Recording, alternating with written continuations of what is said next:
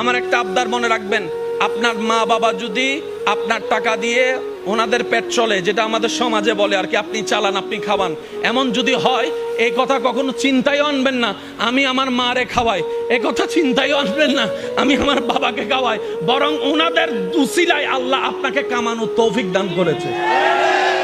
মনে রাখবেন, মা বাবার জন্য প্রতি মাসে আপনার সামর্থ্য অনুযায়ী কিছু খরচ রেখে দিবেন।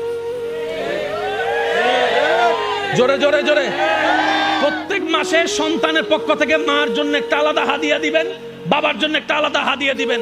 ওনাদের যেন চাইতে না হয়, বুক ফুলায় কাজ করেন, মার জন্য দেন, বাবার জন্য দেন। ঘরে বউ থাকলে বউকে বলেন, ও বউ, তোমার মা বাবা রেখে আসছো, আরেক মা বাবা এখানে আছে, আমি আমার জন্মদাতা মা বাবারও খেয়াল রাখবো।